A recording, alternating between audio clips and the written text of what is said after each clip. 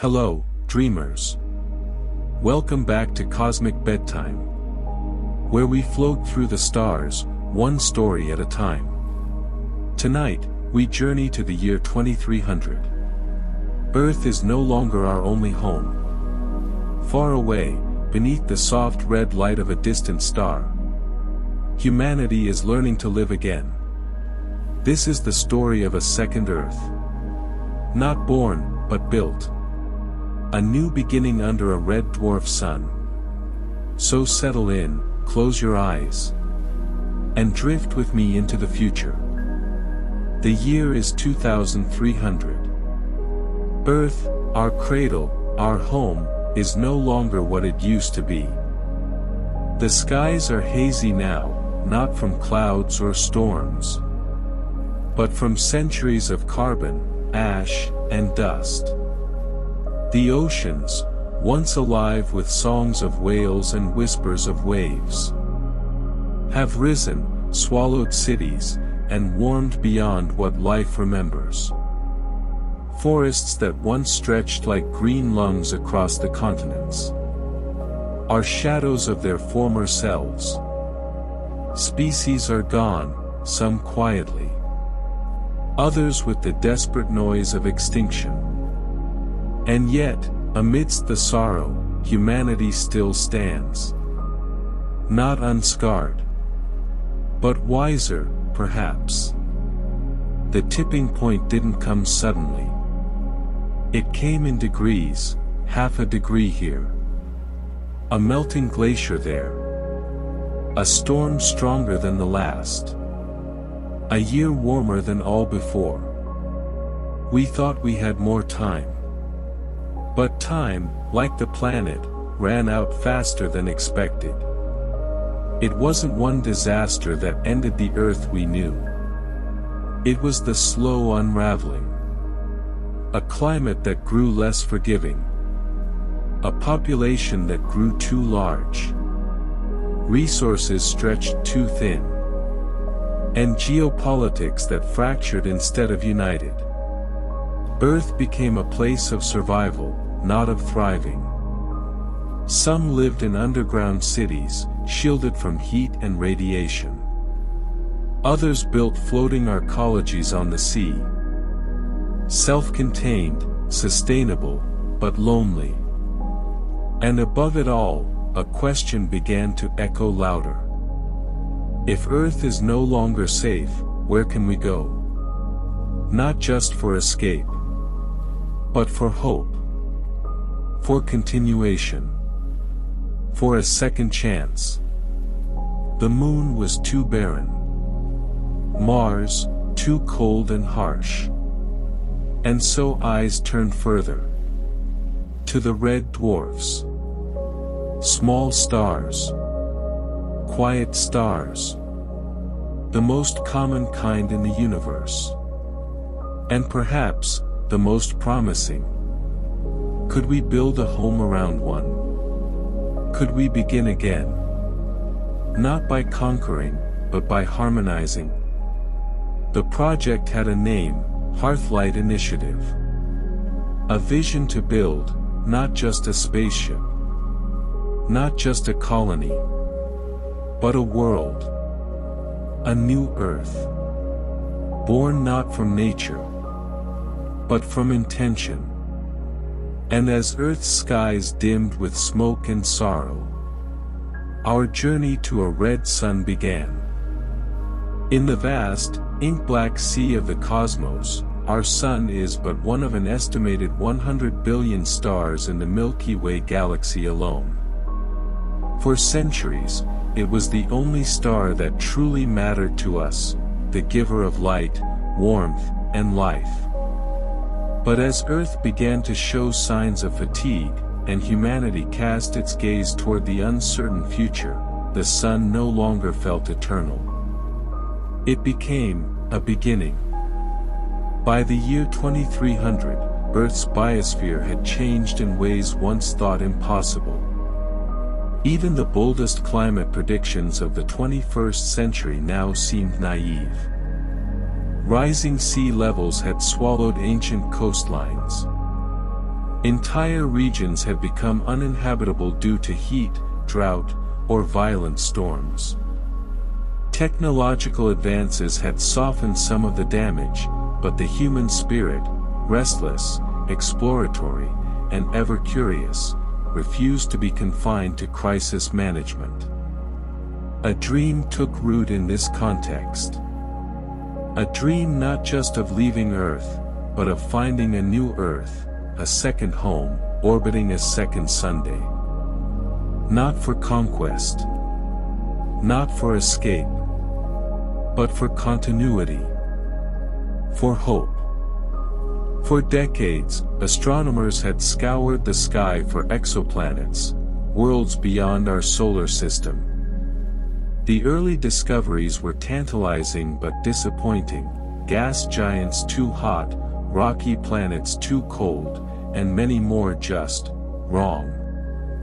It wasn't until the mid-21st century that astronomers began identifying potentially habitable planets with increasing confidence.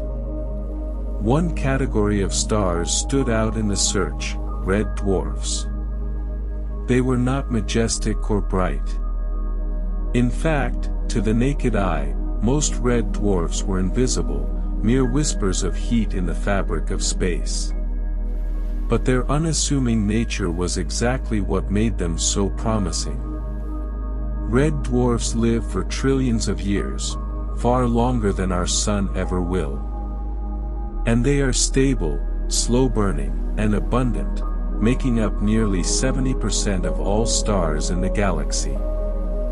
If we were to build a new home, wouldn't it make sense to do so beneath a sun that could shine for eternity? At first glance, a red dwarf system seems less than ideal. These stars are dim, often just a fraction of the sun's luminosity. Planets must orbit very close to remain warm enough for liquid water, sometimes so close that they become tidally locked, with one side perpetually scorched by starlight and the other frozen in eternal night. But as models grew more sophisticated, scientists found a silver lining. In certain conditions, atmospheres and oceans could redistribute heat, creating a band of tempered twilight around the planet's terminator, the line between day and night. Here, in this gentle dusk, life could thrive. Red dwarfs were also incredibly resilient.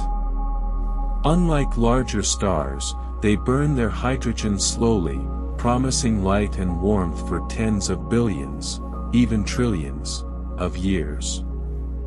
For a species worried about the long-term survival of its home, this kind of stability was irresistible. So the search intensified. With quantum-enhanced telescopes in Earth orbit and AI-powered observatories on the Moon and Mars, humanity set its sights on the best candidate stars. They weren't looking for a paradise. Just a chance.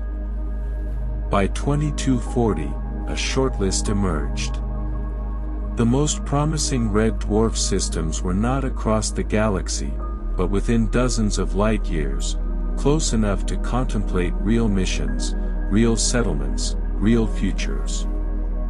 Some of the names became familiar to schoolchildren and poets alike.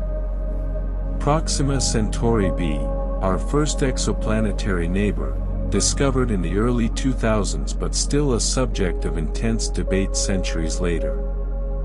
Teegarden Star C, a rocky world orbiting a faint red dwarf just 12.5 light-years away, with tantalizing hints of an atmosphere.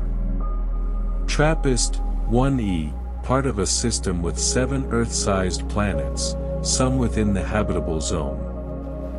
And others with less romantic names, but equally compelling possibilities: Luton b, Ross 128b, Wolf 1061c.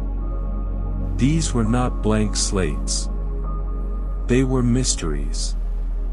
Questions. Invitations. Could they truly support life? Could we adapt? Could we carry our history, our cultures, our memories, into an alien sky and still feel human? The question of a second sun was never just technical. It was philosophical. Would building a home around another star mean the end of Earth's story, or its continuation? Would humanity become fractured, distant, unrecognizable? Would we lose something essential in trading our blue skies for red? Some thinkers argued that leaving Earth would mean abandoning our roots, and that no matter how advanced we became, we were children of this soil, this ocean, this sun. Others saw the migration as a fulfillment of Earth's legacy, not its betrayal. Like seeds carried on the wind, humans would spread, not to forget where they came from, but to honor it, by continuing to exist. The idea of a second sun became a metaphor for human persistence. Not just of biology, but of memory, story, art. Of laughter and tears and lullabies. What mattered wasn't just that we found a star to orbit. It was that we brought our humanity with us. Eventually, a decision was made. Among the shortlist, Teegarden's star C rose to the top. It was relatively close, just over 12 light-years. It appeared rocky. It had a size and gravity comparable to Earth's. And most intriguingly, its atmosphere, as observed through next-generation spectroscopy, showed signs of potential habitability. The mission would take decades, even with near-light propulsion and the most advanced cryogenic technology ever created. It would not be a voyage for adventurers or glory seekers. It would be the quietest kind of migration, slow, careful, hopeful. A passing of the torch. The first colony ships were launched not with fanfare, but with a gentle stillness. As if everyone, even the most hardened engineers, understood the weight of the moment. They weren't just seeking a planet. They were reaching for a future. For a second sun. For a second chance. In the years that followed, Earth continued, battered, adapting, surviving. The red dwarf colony became a symbol not of escape, but of renewal. Somewhere, far beyond the reach of our ancient sun, another star glowed with a soft, steady light. Around it spun a world where human feet would one day walk, where children would look up and ask questions about Earth, the way we once asked about the stars. The search for a second sun had ended. But the story of what it meant to live under one had just begun. In the long arc of cosmic history, not all stars shine with the same fervor. Some blaze briefly and brightly, like fireworks across the galactic canvas, while others smolder slowly, almost shyly, in the shadows of the universe. Red dwarfs belong to the latter category, a class of stars so small and dim they were overlooked for most of human history. But in our quiet search for a second sun, these overlooked embers became beacons of hope. When Earth began to fade, its skies no longer blue, its seasons no longer steady, we turned our gaze outward. We weren't just looking for a planet, we were looking for a sun to live by. Not the kind that burns too fast or dies too soon, but one that could promise time, a great abundance of time. Red dwarfs, with their cool temperatures and long lives, offered exactly that. The sun, our familiar yellow G-type star, had been generous but finite. Its brightness had sustained Earth's fragile biosphere for billions of years, but it was growing more luminous with age, and its gentle hand was becoming a fiery grip. By the year 2300, climate systems were unraveling, not just because of our human excesses, but also because the sun itself was entering a phase of instability. We needed a new kind of light, one that would not betray us with heat or abandon us with death. Enter the red dwarf, a quiet, small, M-type star that glows with a soft, steady reddish hue. These stars can live for trillions of years, far longer than the age of the current universe itself. They burn their hydrogen fuel slowly, with an efficiency that seems almost deliberate, like a candle designed never to go out. In a cosmic landscape where most stars come and go in spectacular flares, the red dwarf is an old soul, measured, modest, enduring. For much of human astronomy, red dwarfs were practically invisible. They emit only a fraction of the light our sun does, and many cannot be seen without telescopes. Ancient stargazers never charted them in constellations. Poets never wrote about their color. Their dimness made them ghosts in the night sky. Even when telescopes found them, scientists thought red dwarfs were poor candidates for habitability. Planets orbiting so close to such small stars would likely be tidally locked, with one side always facing the star in eternal day and the other frozen in perpetual night. Their flare activity, especially in youth, could be brutal, unleashing bursts of radiation that would strip away atmospheres and sterilize surfaces. But as technology advanced and our understanding deepened, so too did our appreciation. We found that many red dwarfs settle into quiet stability with age.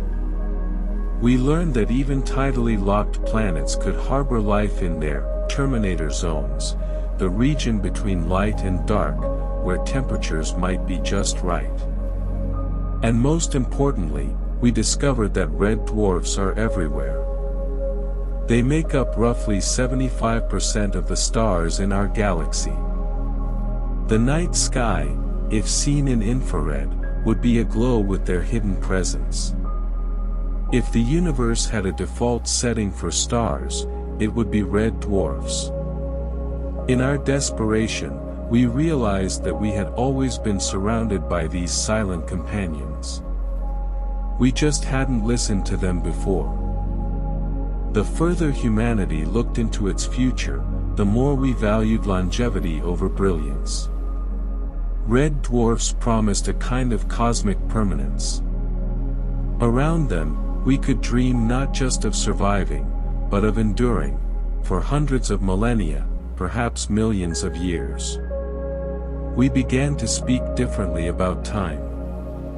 No longer in terms of centuries or dynasties, but in terms of epochs. We imagined children who would never know Earth except as a story.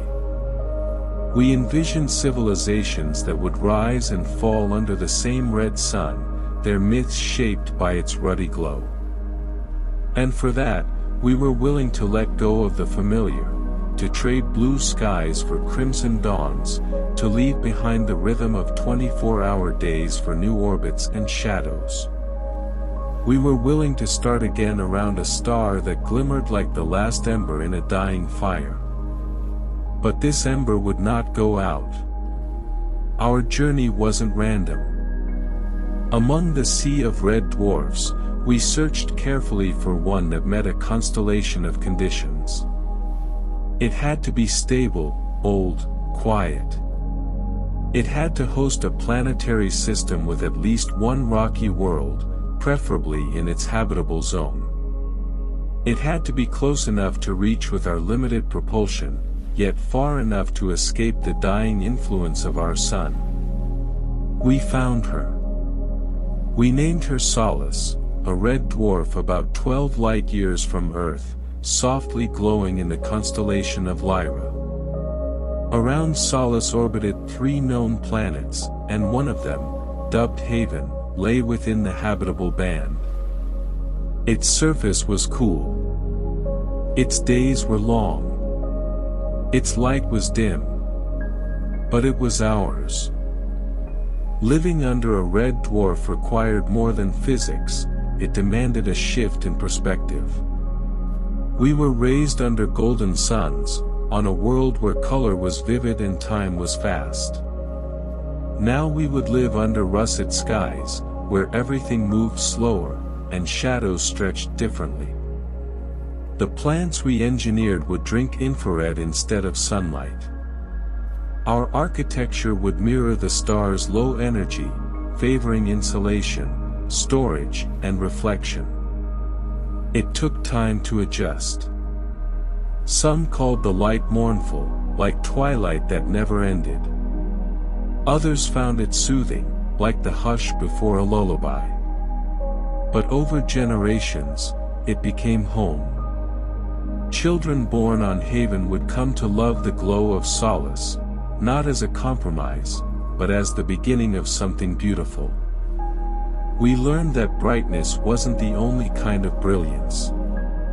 Some lights burn so slowly, so softly, that they carry you through the ages.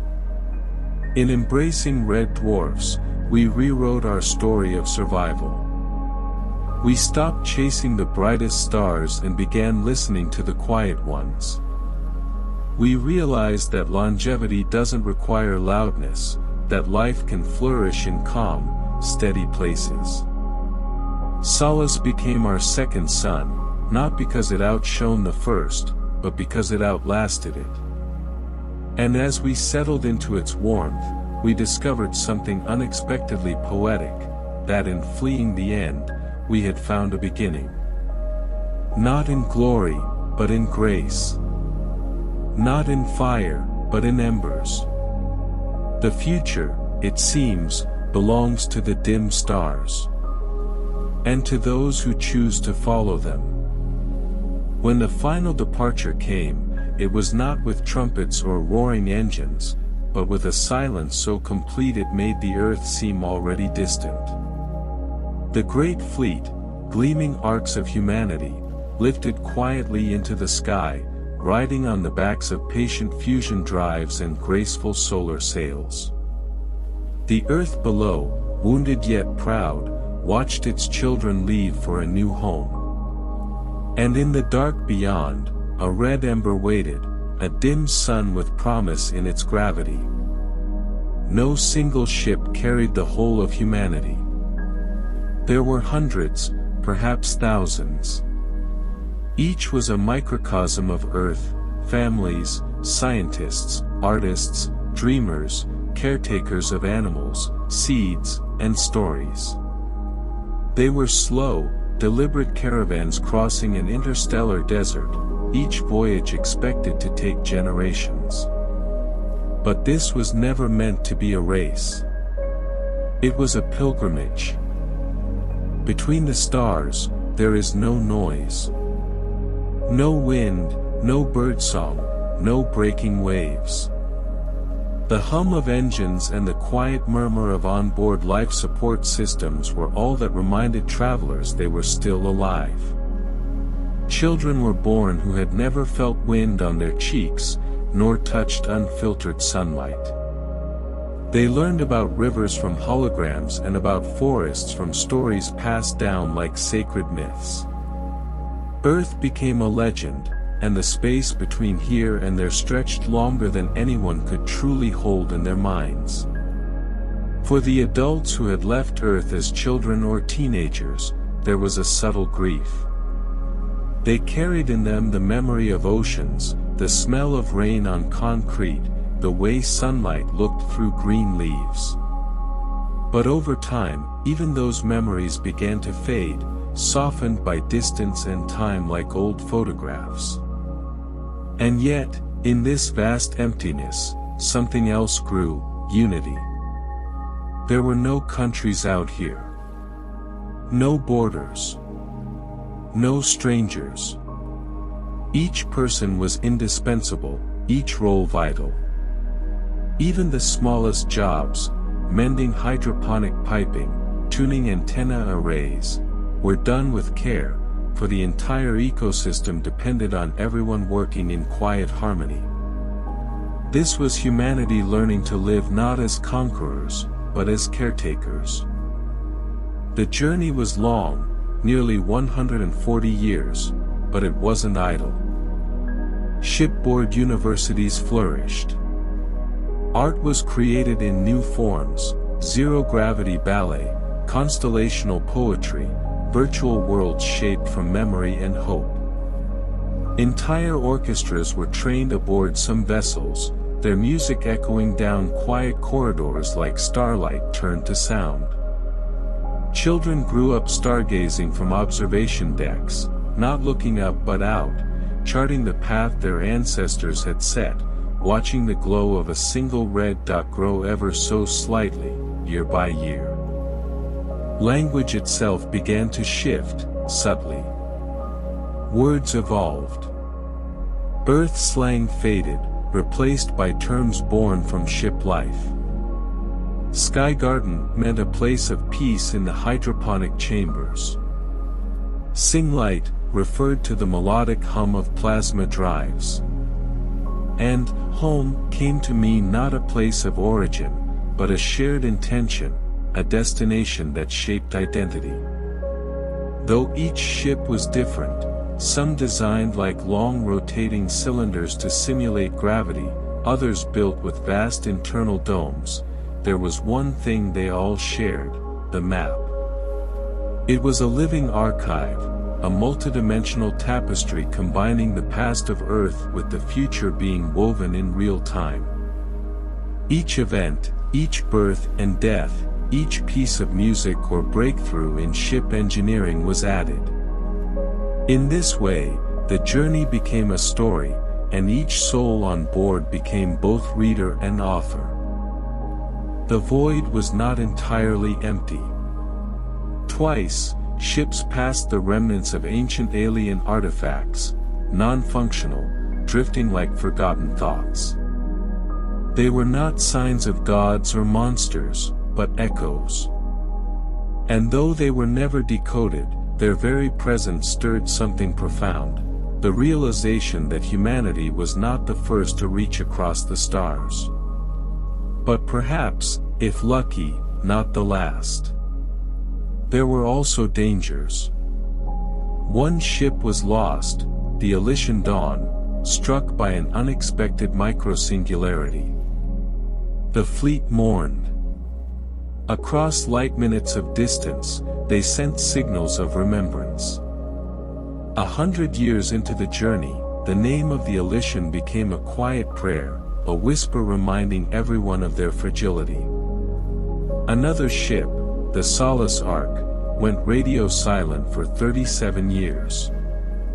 When contact was re-established, it was discovered that a mutiny of ideals, not violence, had caused the disconnect. A group of settlers had chosen to isolate themselves, rejecting technological progress to live simply in a nature-mimicking simulation aboard their vessel. When asked if they still intended to reach the Red Dwarf, they simply replied, "We are already home." Such events became part of the growing legend of the journey. The stars might be cold, but the human heart, volatile and tender, continued to burn brightly. By year 128, the Red Dwarf was visible with the naked eye, a steady ember in the blackness. Final approach systems were engaged. The fleet began to slow. Excitement mingled with fear. This star, once just a dot in data, now radiated real heat, real promise. Probes had long since arrived ahead of the fleet, mapping its planets. One world stood out, tidally locked, atmosphere stable, gravity close to Earth's. A narrow band of twilight encircling the planet was bathed in perpetual dawn. There, life could be kindled anew. The young, who had never known Earth, called it cradle light, a name born from poetry and hope. To them, this planet was not a replacement but a beginning. The elders, more cautious, more reverent, still whispered Earth's child. But all knew this, after generations adrift in silence, they had arrived. In the final year, rituals were held. Across every ship, people gathered to speak aloud the names of those who had not made it, those who had been born, and those whose dreams had carried the species this far. Seeds were prepared. Eggs and embryos from endangered species were carefully thawed. Soil from Earth, carried in sacred canisters, was ready to be mixed into the ground. It was not just biology that would be planted, but legacy. Elders passed down their memories. Not through archives, but in person, telling stories face to face, eye to eye, before gravity once again claimed their bones. On the last night in space, before the first landing crafts deployed, every window in the fleet dimmed to reveal the stars. No distractions. No data. Just the cosmos. A silence fell, not of fear, but reverence. For the journey was ending. And something else was about to begin. At 0.9 G, the difference from Earth was subtle, but significant. Early colonists reported feeling slightly lighter, but always grounded.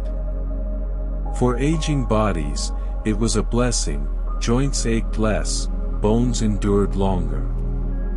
But for children born here, it would shape their physiology forever. Biomechanical suits were developed to provide adjustable resistance training, helping maintain muscle and bone density during the early adaptation period. Dance, martial arts, and movement therapy became part of daily life, not just for health, but to relearn how to be human in a place where gravity pulled a little gentler. Over time, architects designed structures that embraced this new gravitational logic: taller buildings, wider stairs, arched bridges that could never stand on Earth. The human form adapted: two slightly leaner limbs, deeper lungs, a subtle elegance in motion. The red dwarf's light was dim but constant. Days stretched longer than Earth's, and the sky was never truly blue. Instead, it glowed with a perpetual dusk, as if sunset had lingered forever.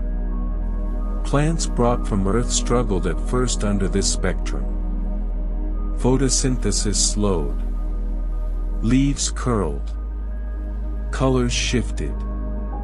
But science rose to the challenge.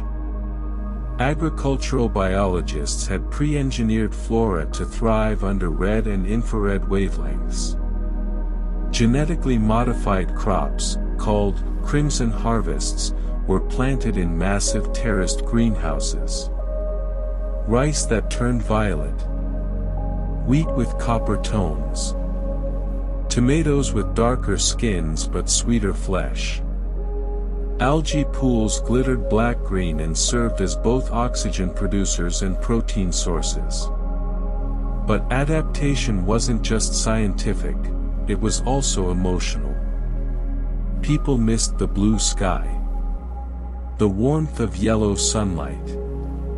So artists began to simulate it. Mural domes painted with Earth skies.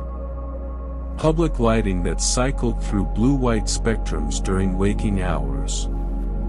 Soundscapes that played birdsong, wind through trees, rain on rooftops, even if none of those sounds existed yet here. They weren't trying to recreate Earth. They were remembering it, until forgetting no longer hurt. There were no animals, not at first. The planet, though habitable, was sterile. No complex life. Microbial life existed deep in thermal vents and under ice sheets, but nothing roamed the surface. For some, this was a relief: no threats, no predators. For others, it was an unbearable quiet. No birdsong. No dogs barking in the distance. No buzzing of insects at dusk. The silence pressed in. It was decided, then, to begin biological seeding. Carefully selected species from Earth, insects, pollinators, amphibians, were introduced within biocontainment zones. The goal wasn't to terraform, but to coexist. Children saw butterflies again. Adults listened to frogs croaking in artificial wetlands. It was a cautious beginning, but one filled with joy. One of the first animals brought over was the humble honeybee. And when the first hive thrived, it made headlines back on Earth. The bees mated, the headlines read. And in that moment, many believed humanity had mated too. Early shelters were modular and sealed, built from memory alloys and adaptive polymers. They were smart, self-healing, temperature-regulated. But as months passed, people craved something less sterile. Local materials, volcanic stone, iron-rich sands, were used to build the first hybrid homes. Wood was scarce, grown slowly in greenhouse groves, and reserved for ceremonial objects. Yet in these first homes, warmth began to bloom, rugs woven from synthetic fibers, hand-carved furniture, paint made from mineral dusts. Some painted suns on their ceilings. Others built circular windows to mimic portholes, always staring outward. Communities formed organically, like moss spreading across stone. There was no central government at first, just cooperation. Resource sharing. Communal meals. Nights under simulated starlight, where people told stories not just of Earth, but of what they hoped this world could be. They named it, finally. Not Gliese 581G. Not Colony 1. But Eos, the dawn. Adaptation is more than survival. It is the art of becoming native to a place you've never known. And on this red-tinged world, where the light never blazes but always lingers, humanity began the long, slow, beautiful process of belonging. They were no longer just refugees from a dying Earth. They were settlers of the stars. Pioneers of a world that had never known a heartbeat, until now. The stars watched. The planet breathed. And the children born under crimson skies opened their eyes, and saw home. As the crimson sun cast its faint, perpetual twilight over the horizon of our new home, humanity stood at the threshold of something unprecedented, not merely surviving in an alien environment, but building a new form of life itself. Not just machines or architecture, but the very fabric of biology, cells, plants, microbes, even the rhythms of our circadian clocks, had to be reimagined. We were no longer Earthlings merely transported to a different rock. We were becoming something new. Not Martians, not colonists.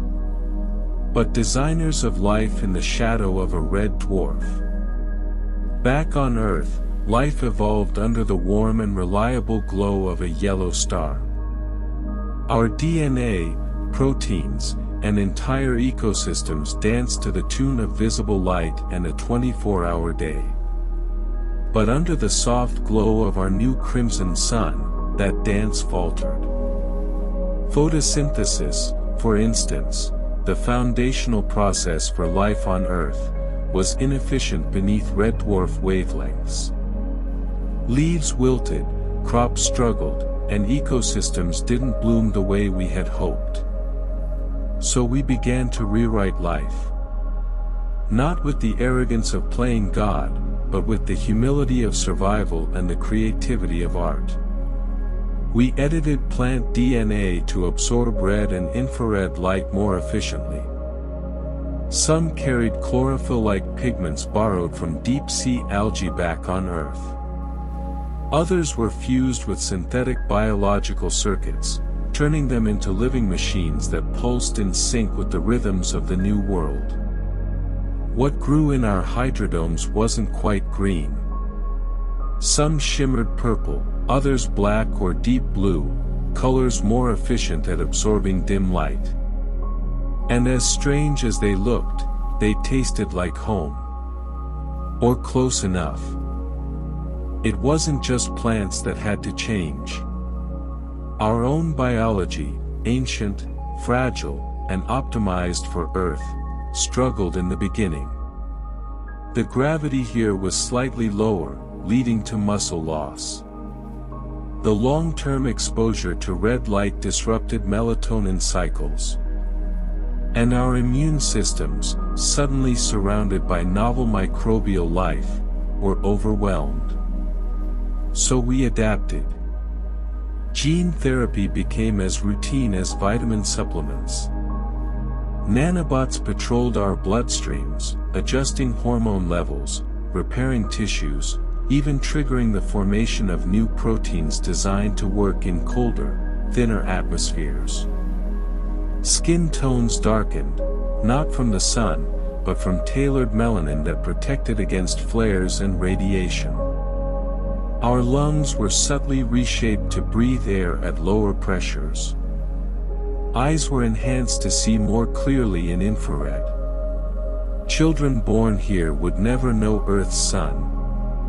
Their biology would be optimized from birth, more efficient metabolisms, faster healing, stronger bones.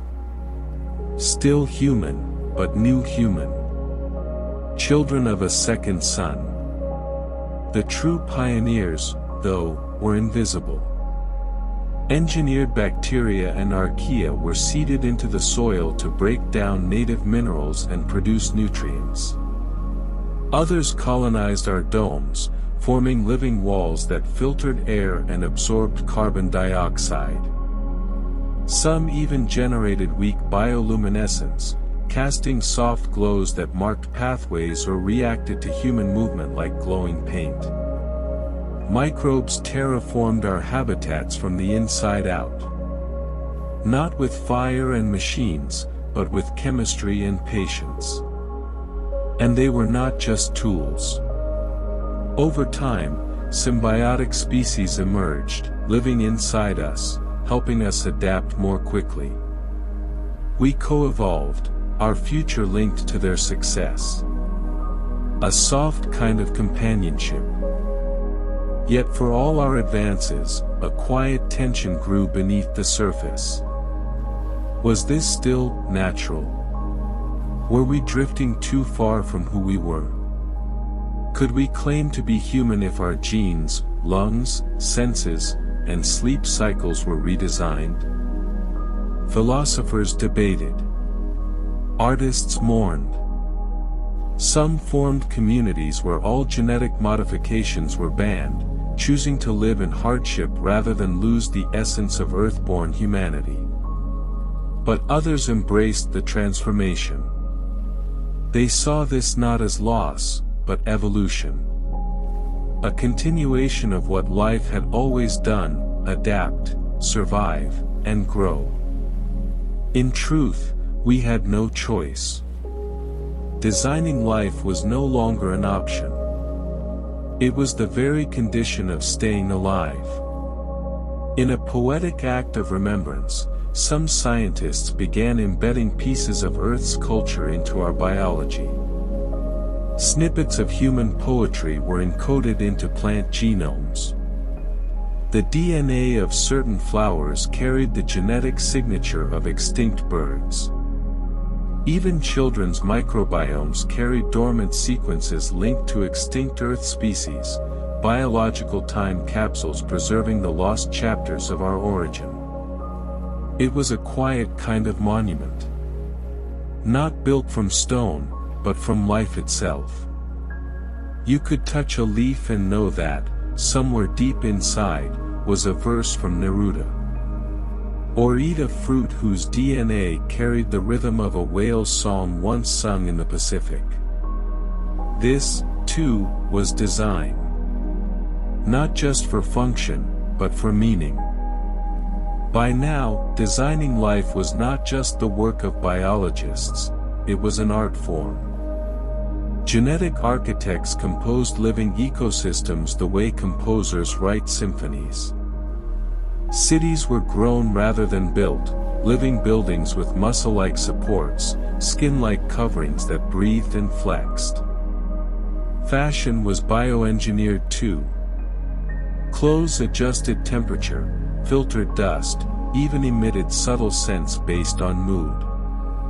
They were grown from silk-like bacteria, harvested like crops, and composted when worn out. This was not the sterile future imagined in early sci-fi. It was lush, organic, sometimes unpredictable, often beautiful.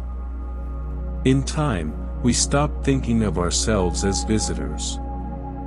Yes, we still taught our children about Earth, the stories, the skies, the oceans. But their world was here. Their sky was crimson. Their bodies were tuned to new rhythms. Their laughter echoed in valleys shaped by human biology and red dwarf winds. We had designed life. But in doing so, life had designed us. We weren't just surviving anymore. We were belonging. Under the soft, rust-red glow of a distant red dwarf, our new cities rose, not in defiance of nature, but as a whispered conversation with it. Gone were the towering steel and glass skylines of Earth that reached for the sun like ambitions made manifest. Here, our homes nestled into the land, subdued and cautious, shaded from the flares above and the radiation that still danced in the thin upper atmosphere. The architecture of survival was also the architecture of reverence. We called them Crimson Cities.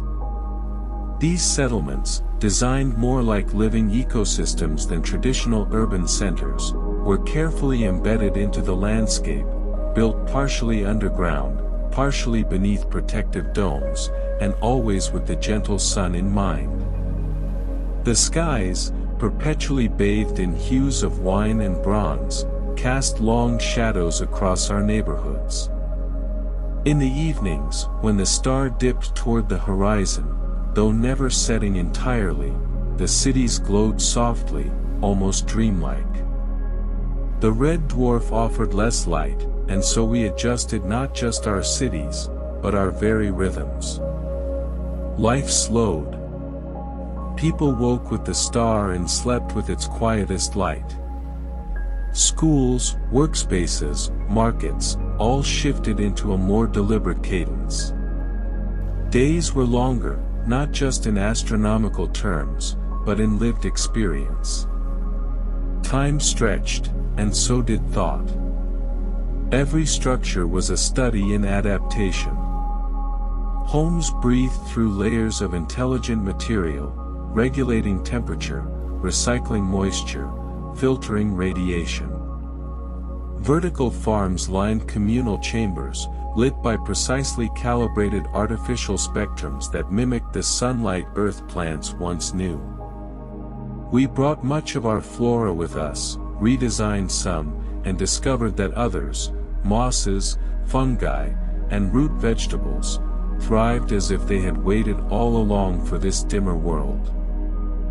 In place of concrete jungles, we built biosphere neighborhoods. Trees grew not in decorative rows but in intentional microforests, anchoring each community with shade, food, and serenity. Wind turbines hummed quietly like a background lullaby, while thermal and stellar energy systems kept the infrastructure alive, hidden beneath the ground like roots. Yet for all the clever engineering, it was culture that truly stitched these cities together. Murals painted in glowing mineral pigments adorned cavern walls. They told stories of Earth, of the journey, of the first nights under a red sky. Sculptors carved entire plazas from the native rock, letting the stone speak its ancient dialect into modern form. Music evolved too. Gone was the thunder of big city basslines. In their place, deep, resonant tones, often acoustic, often communal. Instruments made from alien woods and metals produced unfamiliar but haunting harmonies.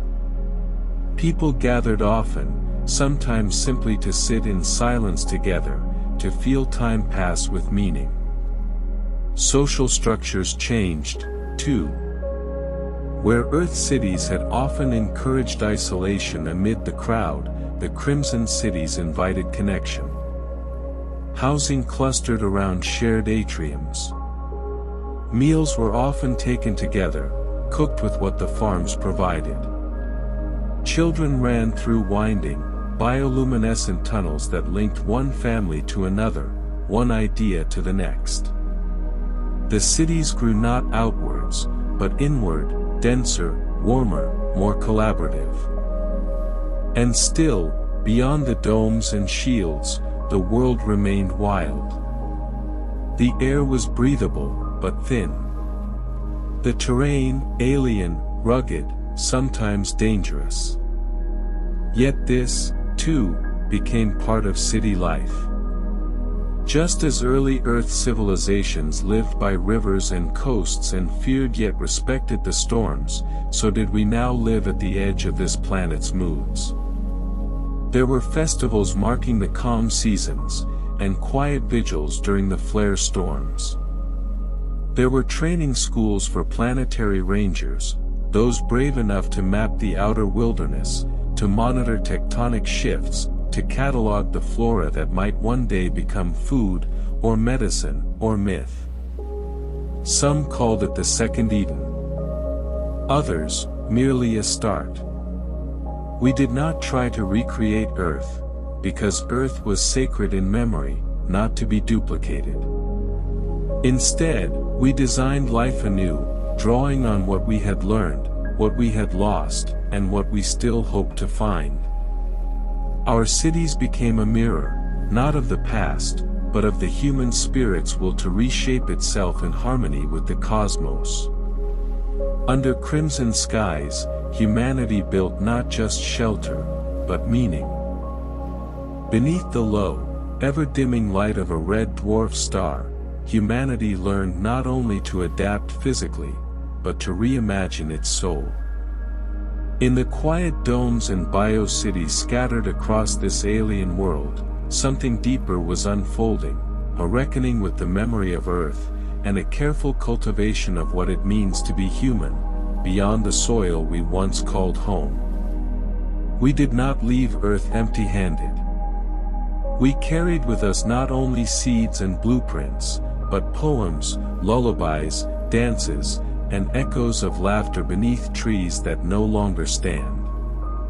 In every library cube and digital vault, there exists a curated tapestry of Earth's history, its joys, tragedies, revolutions, and songs.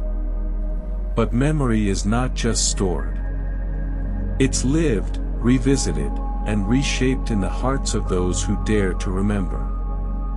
Children born under the dim red sky ask, was the sky ever blue? And their elders smile, recounting oceans that danced with light, seasons that sang in color, and skies that opened to stars like scattered fire. Memory becomes both bridge and burden, a way to honor, and a path to heal. Displacement is not new to our species. But never before had we left an entire biosphere behind. On this new world, culture is both fragmented and fertile. Migrant groups preserve ancient languages, while new dialects bloom in hybrid cities. Songs once sung under olive trees now echo through hydroponic corridors, and festivals once tied to Earth's equinoxes are reborn in cycles of artificial light. Culture becomes fluid. A child might dance to rhythms born in Africa, paint symbols derived from Polynesian tattoos, and tell stories based on Scandinavian myth, intertwined with tales of launch windows, wormholes, and the first landing. Out of the pieces, something new grows, not a replacement for Earth's civilizations, but a mosaic of them. For some, Earth has become legend. A mythical origin story passed down in bedtime stories, wrapped in awe and sorrow. We came from a place where whales sang, a mother whispers to her child. Where mountains pierced the sky. But myth lives beside caution. Earth is also a parable, a lesson in hubris, consumption, and fragility. Memorials stand in every major settlement, black stone etched with the names of extinct species, climate disasters, wars that carved the path to exodus. They are not monuments of shame, but reminders of responsibility.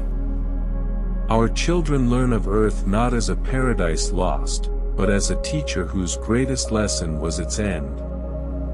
Once a year, on what would have been Earth's solstice, people across the colony turn off all lights. For 12 hours, they sit in silence, beneath the dim red glow, and listen to old Earth recordings, ocean waves, rainforest birds, the hum of a city at night. Others gather in small circles, sharing food based on ancient recipes, even if the ingredients are grown in vats or synthesized from algae. They wear fabrics dyed to mimic Earth's forgotten hues, sky blue, leaf green, sunflower gold. In the absence of place, ritual becomes anchor. These traditions remind us not of what we have, but of who we are. In a world of calculated efficiency, where resources are measured in grams and minutes, art may seem a luxury. But it is survival. Murals bloom on habitat walls, telling stories in color. Musicians reimagine Bach with Martian resonance. Children choreograph dances inspired by weightlessness and low gravity. Writers pen epics not of knights or dragons, but of engineers, botanists, and dreamers. Art is how we metabolize change. It transforms displacement into expression, loneliness into beauty, fear into meaning. An entire cast of citizens, historians, archivists, memory keepers, has emerged. They are not mere recorders of data but caretakers of identity. Through oral history projects, VR recreations, and storytelling festivals, they preserve the soul of Earth. Some walk from dome to dome, collecting local legends and stories from elders. Others curate immersive experiences, simulated Earth forests, where one can walk through a memory of rain. Their mission is not to keep the past static, but to carry it forward, breathing, evolving, woven into new lives. Who are we, now that we are no longer Earthlings? The question hangs in classrooms, philosophy circles, and dormitory walls. Some call themselves solar refugees. Others embrace new identities, dwarflings, crimson kin, or simply the newborns. Identity fractures and reforms, not around borders, but around shared vision, values, and survival. Religion, too, shifts. Earth-based traditions evolve to reflect life under a red sun. New spiritualities emerge, some venerating the stars, others honoring Earth as a sacred ancestor, or seeing the Exodus as a cosmic rebirth. In the end, being human is no longer tied to a place, but to a continuity of care, creativity, and community. Grief still lingers. Some days, it arrives uninvited, a smell, a song, a sunset that looks almost right. And there are those who choose not to speak of Earth at all, not out of rejection, but protection. But even as we learn to let go, we do not forget. Earth is stitched into the DNA of our crops, encoded in our songs, and whispered in the way we speak of home. We carry Earth with us, not in soil or stone, but in spirit. The red dwarf rises, soft and steady, casting its dim glow over the quiet hills of our new world. It does not blaze like our old sun. It does not sear or scorch. It glows, a lantern in the dark, a gentle heartbeat in the void. We built our future here not with fire, but with patience. And beneath the long shadows of this crimson sky, humanity begins to stretch toward something it has never known, true permanence. Red dwarfs live for trillions of years. That number is almost meaningless to our minds, molded as they were by a world that aged quickly, that demanded urgency, that made extinction feel close and inevitable. Our sun, by comparison, is a mayfly. It burns bright, but it dies young. Its life spans about 10 billion years, half of which had already passed before we left Earth behind. But a red dwarf? It sips its fuel slowly. It does not burn out in haste. It will outlive us, and our descendants, and their descendants after them. In fact, no red dwarf has ever died, not in the entire history of the universe. They are too young still, too stubborn to flicker out. And so, in a very real way, this little star is a promise. It tells us, you can stay. You can build something lasting. You no longer need to run. In the beginning, we still thought in Earth years, in Earth seasons. We counted our calendars in decades, set goals by the century, made promises with short expiration dates. But gradually, our thinking began to stretch. The children born here, the third, the fourth generation, they do not speak of our time or our era. They speak of epochs.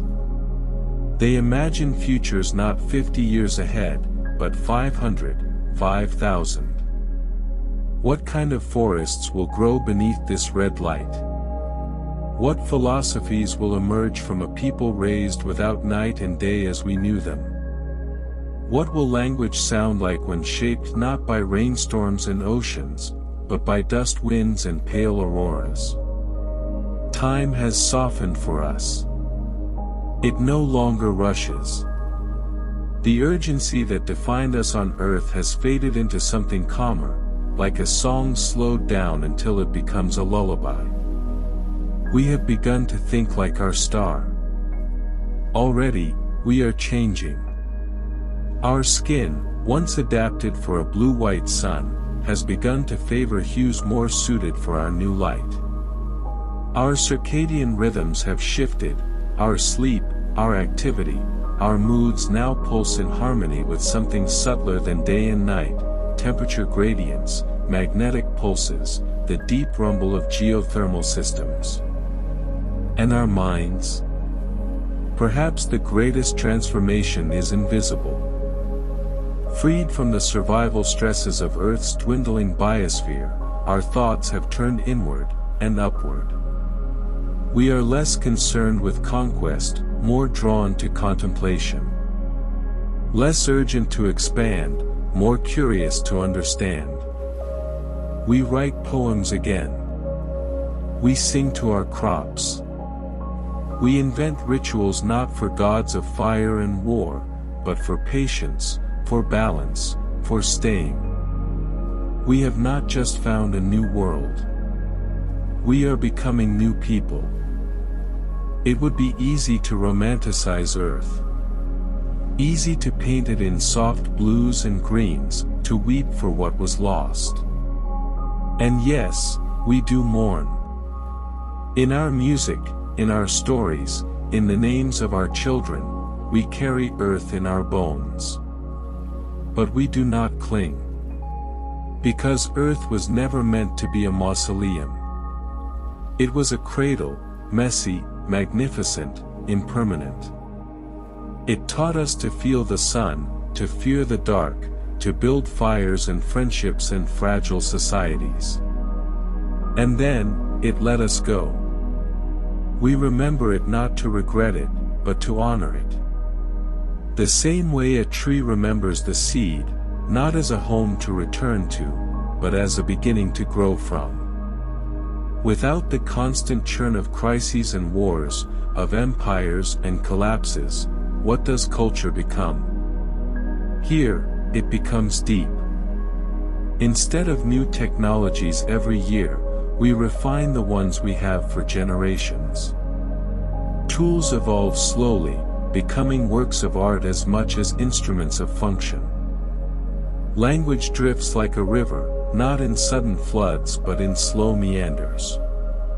Our stories grow like coral, accreted with time, each telling adding a layer. We have fewer distractions. So we savor. Meals are slow. Games are long. Conversations last days. Silence is no longer awkward, it is sacred. Children are raised not to be efficient, but to be present. To notice the tilt of a flower, the hum of wind through carved stone. To sit beneath the red sky and wonder what it means to be alive at all. Religions, too, have transformed. Many of the old faiths came with us, adapted to the new terrain. But others were born here, gentle, introspective creeds rooted in observation, in humility before the long silence of the cosmos. Some worship the star itself, not as a god, but as a teacher. They meditate at dawn and dusk, though those are vague concepts here, and speak of star thought, the practice of thinking slowly, deliberately, with luminous calm. Others revere the planet, its tenacity in harboring life, its secrets hidden in stone and ice. And some simply close their eyes and listen to the silence, and in that silence, feel something vast and kind. There are no crusades. No promises of heaven. Just reverence, for this moment, this breath, this improbable existence beneath a dying red sky.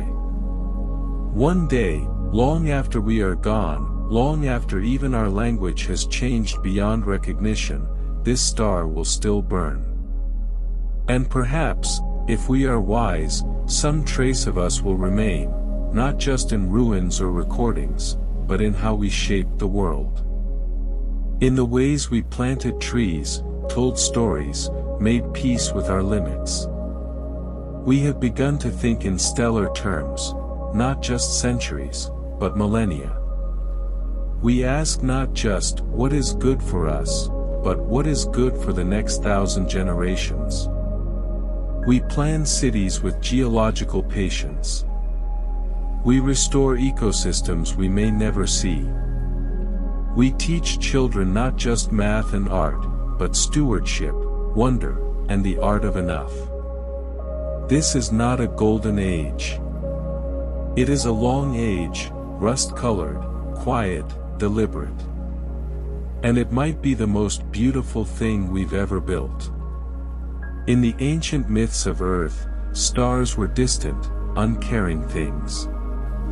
Cold points of light. Silent watchers.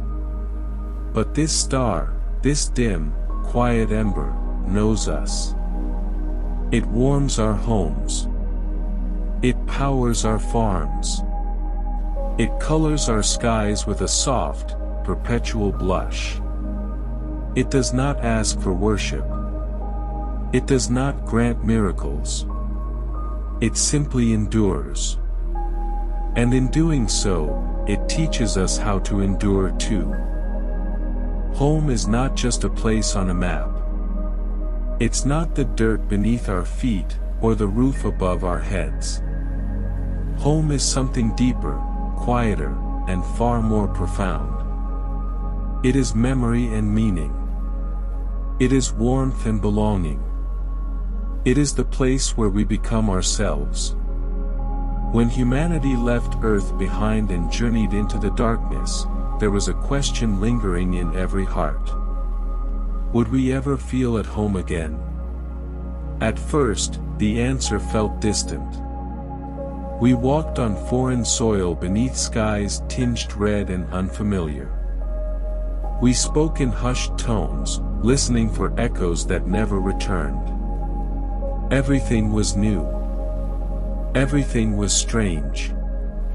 And though we built cities and planted seeds, it still felt like we were guests, temporary visitors beneath a sun not born of our world. But something began to change. A child was born beneath those crimson skies. And then another. They knew of Earth only through stories, through photographs, through whispered bedtime tales of blue oceans and green forests. To them, those stories were mythic, almost magical. But their laughter echoed off the curved domes of the cities we built. Their footsteps danced across soil we had enriched. And their dreams did not long for Earth, they longed for what lay ahead. That was the beginning of home. Not a place we returned to, but a place we created. The trees we designed to thrive in the dim light began to bloom in wild, beautiful ways, shades of violet and silver and blue. Bioluminescent petals glowed in twilight, lining the walking paths like stardust frozen in motion.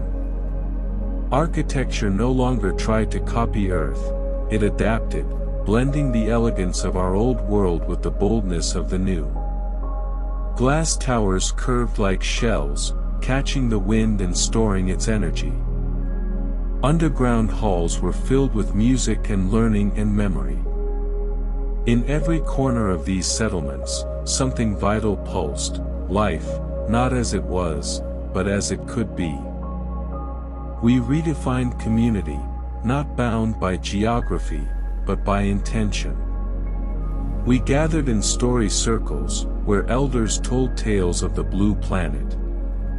We painted murals that blended Earth's oceans with the shadows of this new world's rocks. We cooked meals inspired by old traditions, using new ingredients that tasted of both memory and innovation. The language evolved too. Words from every tongue on Earth merged with the new dialects of this era. And somehow, in this fusion of past and present, we found a deeper form of communication, a shared human thread that stretched across stars. Even grief changed shape. We still mourned the Earth we left behind. But it was no longer a pain that held us back. It became a kind of fuel, a reason to build something beautiful here, as tribute to the world that birthed us. And so we did. We built schools where children learned not just science, but wonder.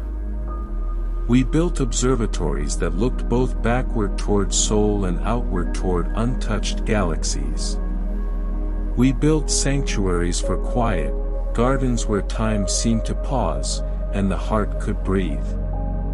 We built places to dance, to argue, to heal. We built, and in doing so, we became something more than settlers. We became inhabitants. We became natives of this new world. We became at home. The red dwarf star that warmed this world burned on, quietly, patiently, with the promise of trillions of years ahead. It did not blaze like soul once did. It whispered. It endured. It gave us not urgency, but time. Time to grow slowly. Time to learn wisely. Time to understand what it truly means to belong. In the end, Earth 2300 was never about escape.